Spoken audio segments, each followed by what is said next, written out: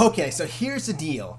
A lot of times when I do these vids about YouTubers, I'll be honest with you, I don't know the ins and outs of them and their channels unlike you good people. Being a busy physician, I'm only doing this on the side, so I may not have all the facts straight on cases about YouTubers or YouTube material. So a lot of times, I rely on you all to educate me. Kind of like how I educate you vid in and vid out, or at least try to.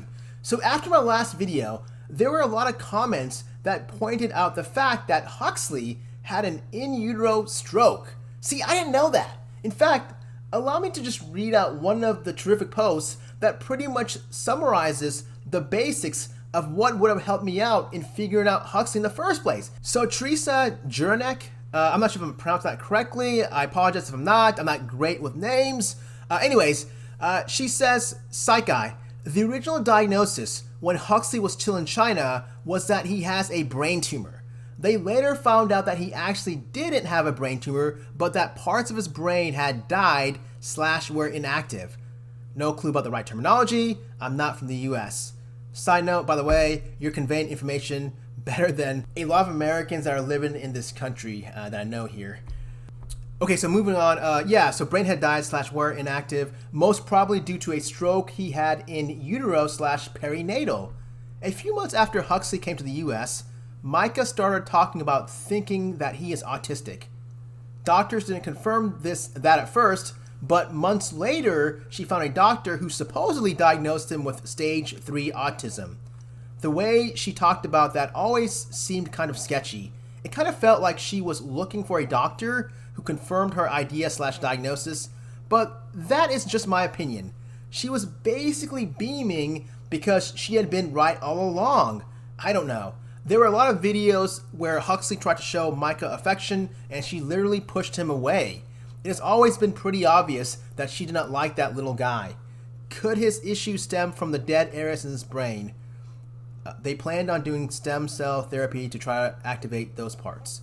One more thing, Huxley did not live in an orphanage when they adopted him. He had been living with a foster mom who seemed to love him and who he seemed to be loving very much. In the Gotcha Day vlog, Myka's husband, James, actually cried because it broke his heart to rip Huxley away from his foster mom. This kid was loved and felt like he had a mom when he was suddenly ripped out of his life and taken to another country by people he didn't know. No wonder he didn't bond with her right away. Okay, so I think we now know what's going on in this case. Allow me to break this down for you. So, you have Huxley's biological mother. She's walking around China, she's pregnant, she's carrying Huxley, right? Now, when you're pregnant, your body is in what's called a hypercoagulable state, meaning it has a higher propensity to forming blood clots. Why is that so? Well, it's the body's natural physiological response to counter any sort of potential excess bleeding that may occur after you deliver the baby, right? Postpartum. So on top of that heightened clot sort of state, if you want to call it, I think Huxley's mother had some sort of clotting disorder to begin with. That's just my assumption, I may be wrong, but what happens a lot of times when you have the combination of the two, of both, it sort of elevates and heightens the risk of really forming blood clots and so on. So I think what happens probably you have this sort of blood clot, you have this intrauterine stroke, okay? What's a stroke? That's when a clot comes and blocks blood vessel to the brain, basically blocking any sort of nutritional supplementation or any sort of oxygen supply to the brain. And when that's blocked, as a result, that part of the brain is going to go ahead and get damaged, get affected. It's going to desiccate, die, right? And that's where I think you have, when they're saying missing part of the brain, don't get it twisted. Don't think it's like two separate things, okay? I think that, yes, more than likely it sounds like there was a intrauterine stroke, but that led to the missing part or the dead part, the brain that was damaged, okay? So they're not separate from one another. I think that that's what led to that. I have a feeling that maybe the Stauffers might have decided to go ahead and separate the two to kind of heighten the severity of what they're dealing with so that they can get more of a sympathy play. More on that later. So I think that's what happened, right? I think his main issue was that stroke. And as a result, you have resultant problems and resultant issues and so on. The biggest question I have is, where did the stroke happen? How big was it? My guess that probably, just hearing the little bits and pieces, I think that probably we eggheads divide the brain in different, we map the brain in different sort of areas. We call it Brodmann's areas. But there's a part of, there's different numbers, and I want to say, was it 22? No, 22 is Wernicke. Anyways, the point is that there's a part of, there's something called Broca's aphasia, also known as expressive aphasia. You can have speech and motor issues. In particular, especially, you can have like where individuals can't express themselves. They can't get out what they want to say. So maybe that's what's going on with Huxley. I understand that he's like doing sign language. If that part's damaged in the frontal lobe, you'll have like disinhibition and impulsivity and so on. And I think Huxley's having a lot of that. Though a lot of that could also be the fact that his not being able to express properly and others to understand him. That might be, he might be, getting more frustrated, and that's why he's acting out more impulsive and more disinhibited. That might be the reason, or it could relate to like the excessive corporal punishment that it sounds like was going on. I don't know what else was going on. I'm not liking what I'm seeing. This duct taping, this not providing food at certain times, this punishment, this excess, just barbaric sort of parental techniques. That might have been sort of a natural reaction to that, that acting out, right? So that could have been that, or it could be reflective of newly created psychopathology that was created in the Stauffers. And by the way, I think honestly, this is my opinion, but had he been in China and still in China, he probably would have had just that main issue, that main biological issue, and the result of pathology from that would have been his main issue that we tackled. But I honestly think that the Stauffers, like I said in the last video, I'm not just saying that just to be a mean guy, but more than likely they created more problems for him than should be. Originally I was thinking about a reactive attachment disorder. No, I'm not. If he was just in China, and if he was just in that foster mother's home that was trying to love and care for him and so on, it seemed like it was a stable environment, then he probably, I wouldn't have been talking about reactive attachment disorder. But now with his being uprooted from China to America, and then after 3 years later, the Stauffers came out of their house. So he's now bouncing from multiple different environments now. Yeah, they might have created RAD in him, in addition to possible PTSD. Who knows what happened at home? The nightmarish scenarios and the duct tape and the barbaric parental techniques and questionable abuse, neglect type issues. That could create PTSD, anxiety type issues in him.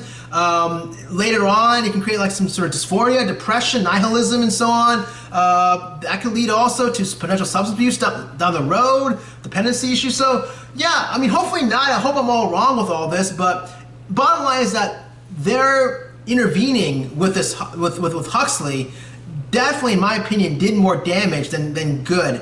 The only good that I can see, I'm not taking up for them, okay? I think they're terrible parents. I think they're terrible human beings, okay? I said this from day one. But the only good I can see from this case is the fact that if Huxley was, say, living in rural China, okay? Like somewhere like North China or somewhere where, farmlands or something, then he would not have the proper services needed to be able to go and handle what he's dealing with right now, okay? And more of that later. However, with here in America, you have abundance of services and resources and so on. So that would be the only advantage where I can see that, okay, wow, cool, man.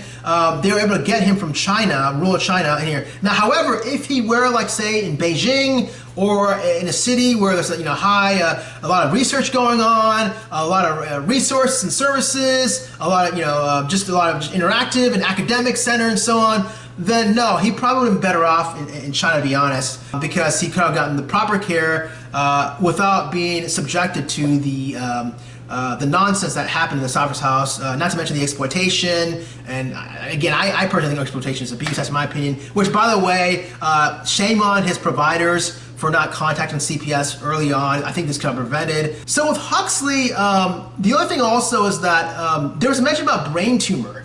Do I think he has a brain tumor?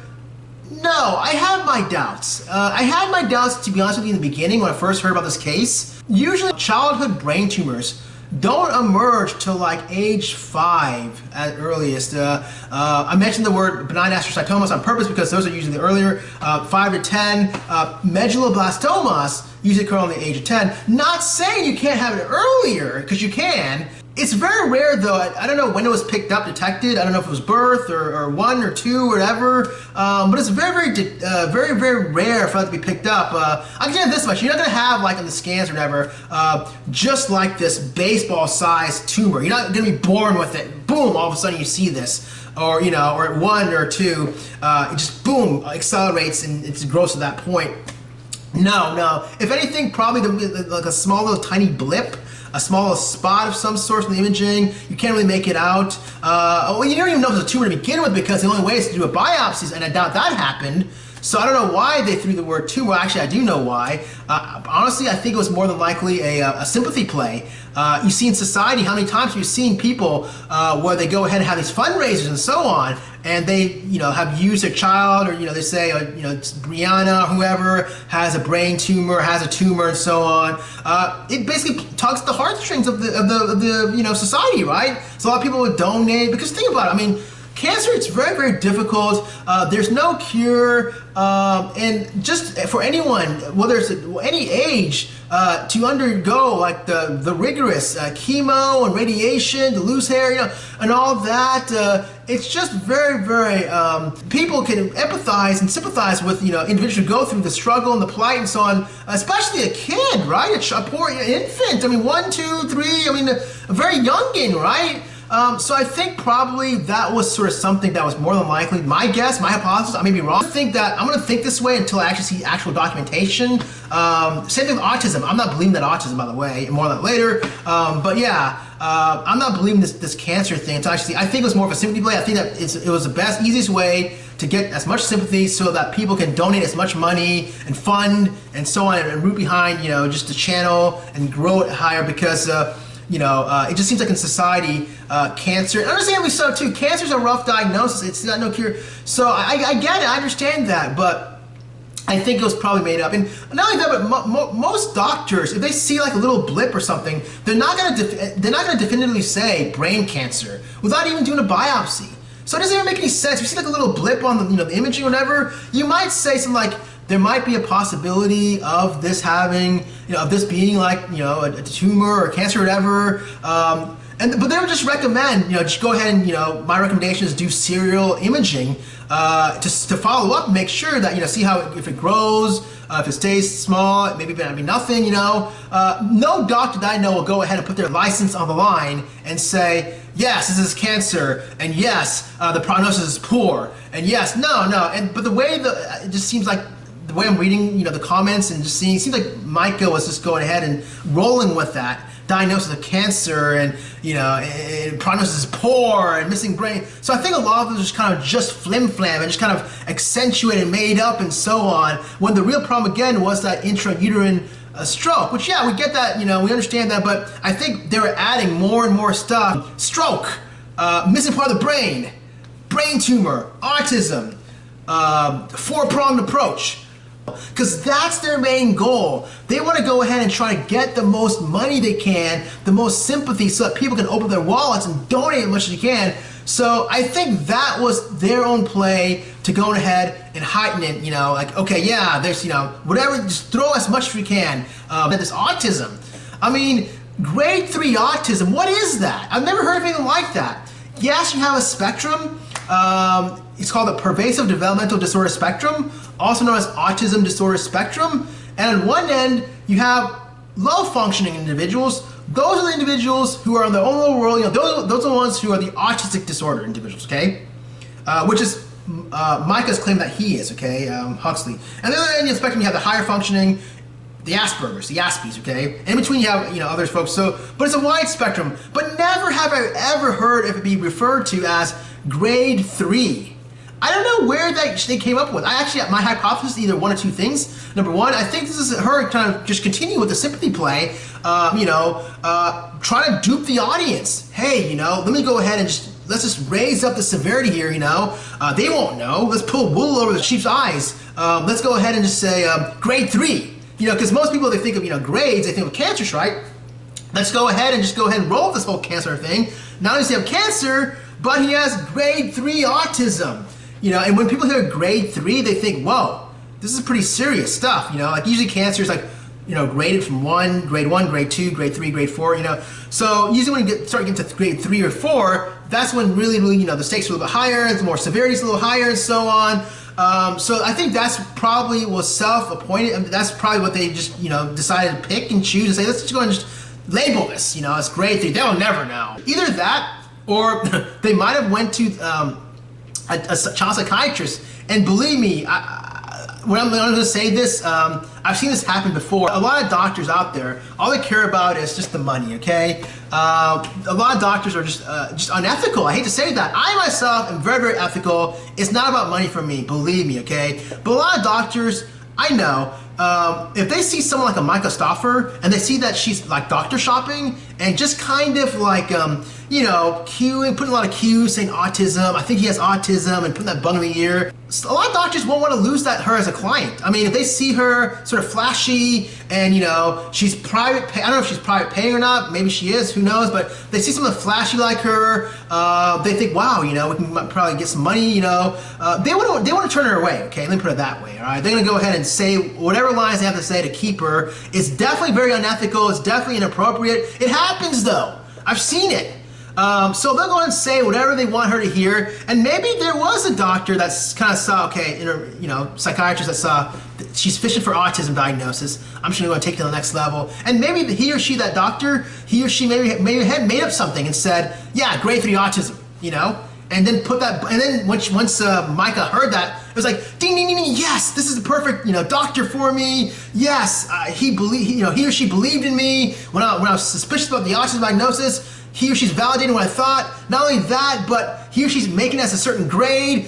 Grade 3, whoa, this is even better than I wanted, This is even higher than I wanted.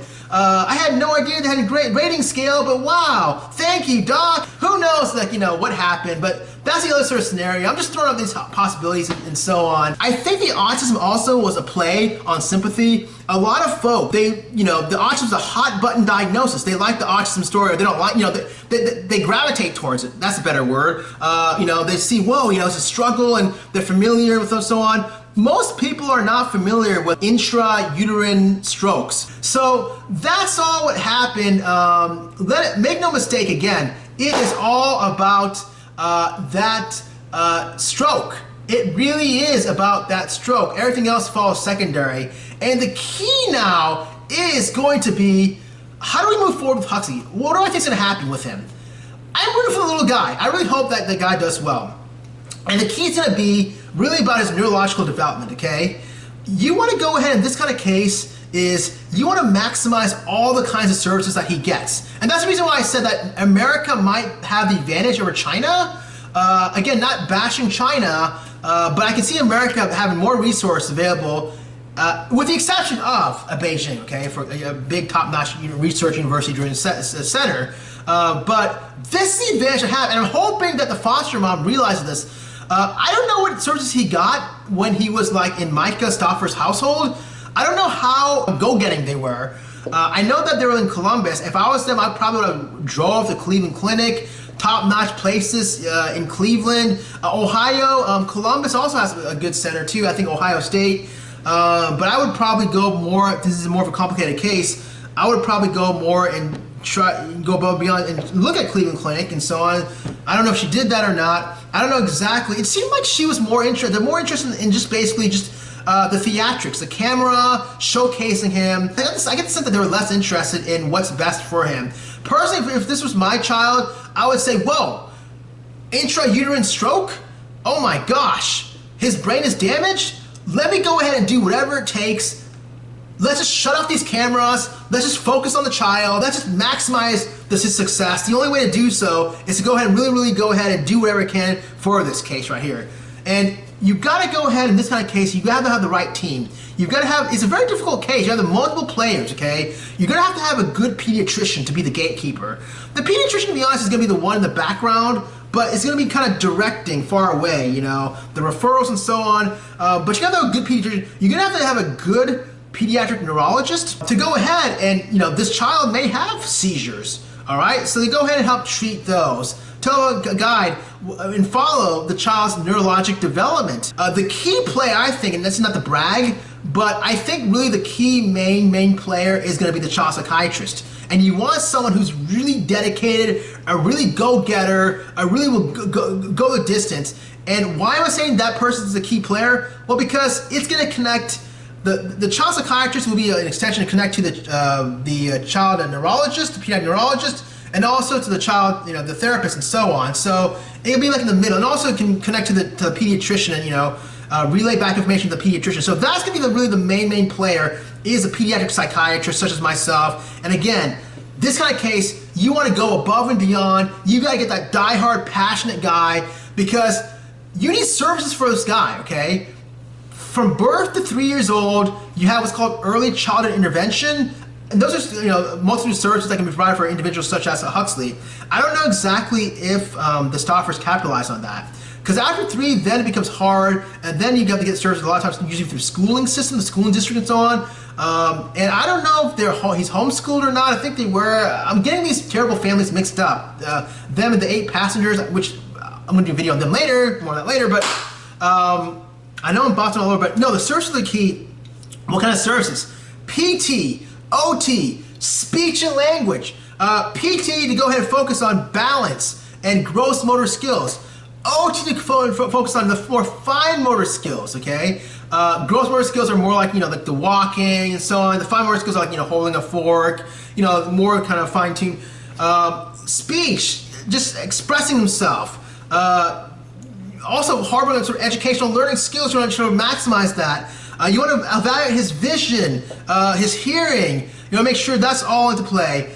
You want to go ahead and sort of look at sort of his overall functioning and so on. And I can tell you this much, you're going to have many different players, pediatrician, pediatric psychiatrist, pediatric neurologist, speech therapist, PT, physical therapist, occupational therapist. So now you're starting to see all kinds of this big team starting to form. It's like a football team. And another thing is also, you got to watch out, but a lot of times insurance companies, they will not want to go ahead and provide services. So if you're going through insurance, they're going to go ahead and deny because they don't want to pay out. They may give like a little bit services here and there, just for like a couple of sessions, and then that's it. No, this kind of case, it's got to be ongoing. The more, the better. The more service he gets, the more speech, the more OT, the more PT. And I'm not talking about just like once a week. Okay? You want to do multiple times a week. Just reemphasize again and again and again and again and again. And these insurance companies will not want to pay you out, okay? So you're going to have providers who are passionate, who will go the distance, who will go ahead and fight for the child. I myself, again, I'm not tooting my own horn, but I wish that there were more providers like me because it takes a lot, it's time consuming. You'll get on the phone, instead of the phone, you'll find these people, you'll write documentation and so on. A lot of times people's documentation are not that great. I'll go in detail and so on. You write letters. You have to know what buzzwords to say, phrases. One of the key phrases is medically necessary, and you have to throw that term. Otherwise, they'll cut off providing any kind of services. I've seen that happen. You've got to know the right sort of wordage. You have to know the right sort of wording and so on. It's a game you got to play, and unfortunately that's the case. But the most important thing at the end of the day is just what's best for Huxley, and this is the best sort of approach. I'm telling you. I don't know if anyone who's gonna be involved in this care is watching this video. Maybe so, but maybe this might help out, or maybe not. If someone knows where he's at, knows a foster mom or whomever, please, you have a permission to send this video. A great way to defeat if the insurance company is saying no, we're not gonna provide for any services. Just go ahead, and I don't want to say too much because I don't want to put myself in trouble. It's kind of like walking a fine line because I don't want to take over the case because then it'll be unethical and so on. That's why I don't throw out the diagnosis, my last video and so on, but I'm just here to educate as much as possible. But let me just give you a hint. If they shut you down, okay, if they say no, we don't provide services, just say, hey, listen, I went ahead and did here's a hint, John Elway, screen, pass, delay, game. That's all I can say, but read between the lines. If you're a provider, you know what I'm talking about. But that simple sort of tool can show that more likely you'll capture a lot of delays. So yeah, I just point that out. So hey, listen, we gotta catch up, catch the speed, right? And so on. So you gotta just fight for this kind of case. Now, in terms of his prognosis, it's hard to say at this point in time. Right now, I would say his prognosis is guarded. a term we use called guarded. It really depends on what he gets, what sort of team he gets, what kind of searches he gets. That's the key. And that's another thing also why I'm a little upset. Again, I don't see Myka going the distance. For her, yeah, but for this adopted kid, I'm sorry, I don't see it. It seems like he was more just as kind of a there to be exploited and used just for monetary purposes. I hope I'm wrong, but I don't see that, you know. So I think we lost a lot of time. I think they lost a lot of time, especially crucial years. Not saying that he can't be helped. I'm a very positive person. I never say never. So there's still a chance, there's still hope, you know. His brain is still maturing and developing and so on. So that will play into his favor, right? There's myelination that's still occurring to the early 20s, so that's still occurring. So that will help, you know. So he's still got a road ahead of it, although it's gonna be a hard road, but it's hard to say. His prognosis, again, is guarded, meaning I really can't say for sure right now. Man, I really wish he didn't meet the Stauffers because they've created much more problems than should have been created. So that's going to be a deterrent there for sure. But if you have the right team, with the right players involved, I think we've got a fighting chance. I know we got a fighting chance for sure. Now, in regards to the Stauffers, what's going to happen to them? Look, their YouTube career is over. Let's be honest. I mean, no matter if they try to like come back or try to reinvent themselves, no one's gonna care about it. I think that she's got like one channel like Cash Grab or Cash Cow or I don't know, Cash something. It's so stupid. No, they're done, all right? They can try to come back. She's basically become Brooke Howitz 2.0. That's who she is now. So anytime she tries to come back, you good people are gonna shoot her down. Everyone's gonna shoot her down, you know? Now, what about criminal charges? Is there someone asked about criminal charges in one of the comments. Usually these kinds of cases, it's very difficult. I mean, yes, do I think that there's exploitation there, abuse? Yes, I do. Again, the providers should have reported this. They're mandated reporters. I don't know why her providers didn't report. I think I know why, because she was probably paying them, or they liked the reimbursement. She probably had good insurance, and that's probably why they didn't report anything. They don't want to lose a good insurance type customer. They don't want to lose, a good reimbursement type customer. So I think that's probably what happened, why they weren't reported. It's wrong. I would have reported her a long time ago, believe me, because I'm all about the child, I'm all about the poor kid. I know what's up, and they know what's up too. Now, in regards to the Stauffers specifically, where do I see them? I see them honestly down the road. I can see them, these types of individuals, they end up usually like getting into other kind of problems. If their lifestyles completely changed to where they were like, they weren't as, they seem like very, very kind of materialistic type people. And if their lifestyles changed, then yeah, they don't get into trouble. They sort of, calm down. But someone like a Stauffer, Myka Stauffer, what ends up happening is that usually they'll get exposed in some sort of area down the road, some sort of fraud or some sort of, scam type thing where they try to dupe the system. They get caught red-handed. And usually these are the folks that get in trouble, legal trouble. A lot of times they get put in jail. So that's usually what happens to them. They're all the same. I mean, and I'm not saying that it's going to happen for sure, but if I had to place a bet today, yeah, I mean, they're that sort of type of individuals, if you catch my drift. Okay, allow me to go ahead and jump in and do some Q&A here, rapid fire style. Great movie, greater actors, rest in peace Brandon and Powers. First off, thanks to all the support and to all the kind comments along the way. I truly appreciate it. Thanks to any new and or returning subscribers. Too many to thanks, but you guys know who you are. Oh, and the weirdest thing happened a few nights ago. I noticed that the traffic of my channel increased 3 or 4-fold. 1 hour, it happened 1 hour during the late hours. It was the weirdest thing. And I know that probably more than likely, I'm guessing Angelina ATF, I may be wrong, I don't know. She moderates other channels, and I have a feeling that she might have name dropped this channel. And if she did, to anyone who's passed my name, this channel to others, thank you from the bottom of my heart. I really sincerely appreciate the acts of kindness. This channel is not about the money, it never was. In fact, I haven't monetized my last 5 videos on this channel, including this one. It's all about awareness of mental health in a fun and entertaining, yet educational way. This is not my channel, it's yours. And speaking of which, I promise I'm gonna get back to all your great questions in this case, for sure in the comment section. But allow me to get to a few points here. A couple posters on here have commented about how in my first video about this case, how I referred to Myka as a chick, and they felt that it was an offensive word.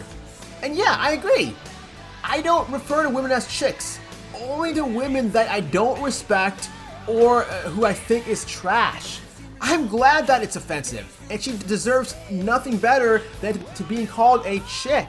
Actually, I can think of a better 5-letter word to describe her. Okay, I think someone asked about stem cell treatments in the hopes of restoring the part of the brain that was damaged in utero from the stroke, and they asked about what my thoughts were about that. And to be honest, I'm not going to pretend to be someone that I'm not, and that's something that I don't know much about, stem cell treatments. You know, as it's not my forte/specialty. It would best be asked to someone who specializes in regenerative medicine. Okay, what else? A lot of folks asked about Chinese cultural factors and the impact on Huxley, and definitely there for sure can be cultural/cultural acculturation struggles in regards to impacting his overall prognosis. You know, that's why I mentioned a preference of a therapist with a Chinese heritage background. I think there were more specific questions to culture in the comment section. I'll go later and answer those for sure in more detail when I have time. Speaking of time, I'm almost out of time. I hope you enjoyed this video. This video is going to pick up on some extra footage that I filmed last week. Sort of some extra thoughts about how I would treat Huxley if he were my patient, and some other points I made. I can't remember what I said, but anyways, I apologize if it's repetitive or already have been said, the points, but to finish this video, let's go ahead and pick up from what I was saying about the case last week. Here, once the Stauffers got a hold of them, there was just so much, especially with the donations, the stipend, people donating and rooting and so on and giving their money and so on. Unfortunately though, do I believe that everything was done? No, I mean, when I'm seeing the video, like with her wearing a watch that's $6,000 and then they're upgrading their home, their $700,000 home, and using money that was probably made from the Huxley videothon, it just seems like he was flat out exploited, you know? And so I don't think they went above and beyond. That's just my opinion. I may be wrong again. Now, in regards to, also you gotta understand also that in terms of like adoptions, yes, I get it, okay? Adoptions, they do fail. But you usually see that within the first 6 months, you'll know, okay, is this the right fit? Is this not, you know? And usually if it's gonna fail within the right 6 months. But for them to kind of do it for 3 years and then all of a sudden just wash their hands, that kind of rubs me the wrong way. You know, and also they were talking about just using all these resources and so on. And again, I don't think that was the case. Also, like, maybe it was costly, but usually my experience when dealing with adoption agencies, they want to make sure that the adoptive family has a proper sort of setup to go ahead and maximize and optimize the success rate of the adoption. So, okay, if there's no insurance, they'll try to help them get insurance to help provide for the services. Usually there's like an out-of-pocket maximum expense, so maybe it's like $5,000 per year or 10 grand, and they can afford it. They can afford, especially if you can afford a $6,000 watch, you can afford that sort of maximum cap, okay? There's ways around it, and a lot of times in the beginning also, when adoption agencies sort of, you know, when you go to the new family, you'll have like proper orientation, you'll go through drills, you go through education and so on, so you'll be prepped up. So them saying that they weren't warned or forewarned, don't believe any of that garbage, all right? But anyway, but hearing this duct tape and also just like to exploit him, you know, and also broadcast everything on him in front of the whole world, to me that constitutes a form of exploitation, which I perceive that to be as abuse. That's just my opinion. Honestly, if I was a doctor taking care of, if she came and brought Huxley in front of me and I heard about all this, the duct tape and so on, I would gently redirect her, because I know a lot of parents, they don't know how to properly raise their kids. I mentioned that, but if this is a continual thing where they keep doing, you know, just immature things like that, or archaic, barbaric parenting methods like that, especially with the just showcasing to the world about the adoption, you know, how is it going, so on the YouTube videos, I would tell her frankly, hey, you gotta stop this, you gotta cut this out. This is unfair. To stick a camera in front of a child, I mean, the child, first off, you know, did he consent to it? I mean, is he in position to consent to it? I mean, the child is like 3, 4 years old. His brain's not working properly, and you're sticking the camera? I mean, what do you think you're gonna accomplish here? I would definitely have shut that down, and I would keep a close eye on that. If she didn't shut it down, yeah, I would be the one to contact CPS, and that's something that should have been done. a while ago. I don't know why the providers didn't do that. To me, again, exploitation constitutes abuse, and that should have been done, in my opinion. And as providers, we are mandated reporters, meaning that we are forced by law to go ahead and contact the authorities and CPS. And I know that I heard that now CPS is involved, but the ball was dropped. That could have been, a lot of the damage or potential damage could have been stopped much earlier. And that's also what disgusts me of the case. If the providers did a better job and was more involved and so on, then we could have prevented a lot of this. And also this dragging for 3 years, I'm sorry. But anyways, the fact that they cut him off abruptly, that's really, really unfair to him. That's really, really traumatic. It should have been a weaning process. Fine, you're not a fit parent to go ahead and take care of them any longer, but you just can't cut abruptly, You gotta go ahead and try to wean them off. It's like a medication, like a steroid. You've taken a steroid for many, many months or years or whatever, you just don't stop at cold turkey. You go ahead and wean off, right? Otherwise, you may run the risk of damaging your adrenal glands, causing Cushing's syndrome, So, maybe on the weekends, visit him, or phone calls on a daily basis, see how he's doing, talking to him, so that they show to Huxley, that they're still involved and they're still with him by his side and so on, and they haven't abandoned and rejected him. That would have been the best case scenario, but no, I guess immaturity took over. Now, moving on to plan treatment. Now, I can't tell you exactly what I would do, but what I can say is kind of generalities, and I might bleep out a couple of things. And in regards to specific therapies, and again, I'm not going to mention specifically what I would do, because if I were to go ahead and go too involved, too in depth, people, it might cross ethical boundaries and so on, and it might make me think that I'm trying to take over the case, or I'm involved, in the case, when I'm not. I'm just, a YouTuber, just outside looking in. But I would probably do something what's called, where basically it's perfect for him. The main staple of therapy now these days is what's called cognitive behavioral therapy, and that's something that he can't do because, his age, it's limited. His cognitive ability is limited, right? It's hard for him to go ahead and, do homework assignments or whatever. So with here, as opposed to that, you're actually going to go ahead and you watch the child take the lead. You go ahead and through an indirect method, you kind of watch and observe for any sort of themes, any sort of recurrent themes or sort of messages or whatnot in his play, and then you see exactly, okay, what is he trying to say, what's coming out, and anything that sort of comes out in his play, then you say, okay, wow, okay, let's go ahead and talk about this, sort of address this gently, and you do so you gotta go back and forth, and it's sort of like a very sort of a tit for tat kind of thing, and over time you kind of grow and learn about what he's been through, what he's seen, what he's experiencing, what are his thoughts, emotions, and you sort of tie that all in. I would probably try to first maybe get a Asian therapist if I can find, and again, nothing, not to be racist or like that, but I think that him going to the Stauffers, with all due respect, but it seemed like everything was white in the house. It was just too overpowering, too over toxic.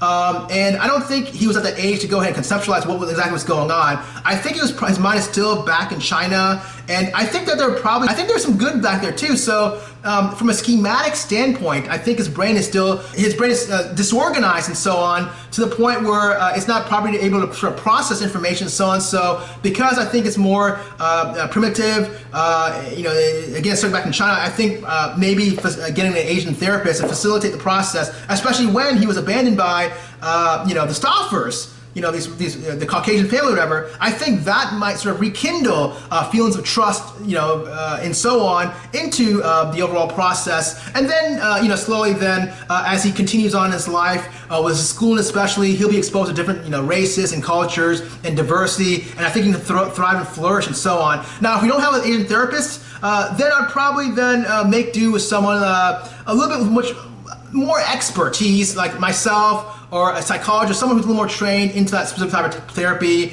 and can sort of take the lead. I would do something like that. Throughout the entire process, it's got to be supportive. Supportive therapeutic approach to bolster the ego, strengthen the ego strength along the way as the ego matures. But you may have to implement some cognitive techniques as he gets older, because again, these feelings of abandonment and rejection may come to haunt him later on. So, oh man. So yeah, these are just my hypotheses. I won't be surprised if it happens. So that's in regards to therapies. Now, in regards to medications, I'm a guy that likes to try to avoid medications if possible. Unfortunately, in this case, this complicated case, yeah, don't get me wrong, I would be shocked if we can avoid medications. I mean, maybe they can try to do therapy at first alone, but more than likely, probably you'll have to go ahead and add on medications. Studies have shown that a combination of both can optimize treatment, and maybe it might be where they just combine both, and then once he improves and thrives and flourishes in his new environment, in his new forever home, then maybe they can back off and take away medication. So, the medication, at least from my standpoint, would help serve to decrease the number of the tantrums, the frequency of the tantrums, the duration of the tantrums, the intensity of the tantrums, so that it'll help facilitate his being able to help him perform to the best of his ability and be the most engaged as possible, with his therapies, his much needed therapies, the OT, the PT, the speech, which in turn will help improve his overall functioning. It's a very delicate sort of process, and I don't want to go into depth because, again, I make it look like I'm taking on the care, but these are things that hopefully the next provider will be thinking about. I'm sure that he or she would be, but things for you to kind of know that this is what goes on behind the scenes in regards to when you see a provider such as like myself, in terms of like the proper way to sort of treat this case. And so this case right here, this is the way I look at things again. I hope you enjoyed this video. Sorry, I know it's a little bit longer than my usual videos. I try to cut it as short as possible, but with these kinds of things, you really can't, make things cut short or whatever. You gotta go ahead and go full, in-depth analysis and so on. All right, so some concluding thoughts here. This overall case, it really, really troubles me. I don't like the way how it was handled from the beginning up until now, especially with the way the family came out and apologized. It just really rubbed me the wrong way. Was their heart in the right place? Maybe. I mean, maybe in the beginning it was. I have my doubts though, especially when you're seeing she's buying a $6,000 watch, they're upgrading their house, they're just pocketing a lot of money and so on. Had she come out and the husband come out and said, "We're so sorry, we apologize for what happened, we want the best for Huxley, in order to show our gratitude and show that we're rooting behind him, we want the best for him, we're gonna go ahead and set up a trust fund for him so that he can get the needed additional care moving forward, we'll still be in his life, but here's a trust fund. In fact, my wife, this is Jim talk, my wife is gonna go ahead and pawn off her watch, the $6,000 watch, we're gonna downgrade our home, downsize it or whatever, and with that money freed up, that capital, we're gonna go and put in the trust fund, so anything we made and profited off of Huxley, all the revenue and so on, it's gonna go into this fund for providing the right kind of services and care so that he can become as successful as possible." If they would have done something like that, then I would have respect, okay? Even just a little bit. But no, they went ahead and just did nothing, none of that. On the other hand, they cut him off just abruptly, chopped him off with nothing in their socials about any sort of history with him even being involved in their life at one bit, taking out pictures, I think, and ruining his name and his existence, just cold, like as if he was treating him like a Word document that you just delete, in the recycle bin, and then you empty the trash bin. That's how it kind of felt like. I'm really disappointed. Where do we go from here? Now, in regards to the Stauffers, their career's done, okay? Their online career, they're done. It's back to the hospital for her and back to Pet Boys for him. The sponsors have left or gonna leave. No one wants to be associated. I think in real life, probably their friends are gonna still support them, but I don't see them going the distance to hanging out with them. Like for example, "Hey, come on over for a barbecue." Sorry, I got something to do. I don't see them going above and beyond to go ahead and hang out. And why would they? I mean, it's just a terrible thing. Their close immediate family probably would still support and cling with them together, but I think they're just overall done. Their reputation's done. Wherever they go, this will follow them. Oh, and that's another thing also. I forgot to mention the biological children. Unfortunately, it's not going to be favorable for them.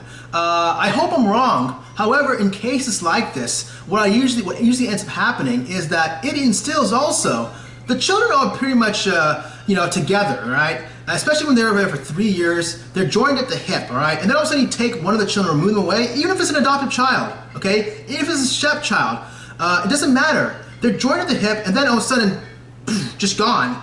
The rest of the children that are left behind, they wonder what happened, what's going on? Is that person safe? Because they're together, right? Their egos are fused together. They're the same pretty much. There's no separation. So when you take away one child and the rest are still left, they're wondering, okay, is that child okay? And am I gonna be okay?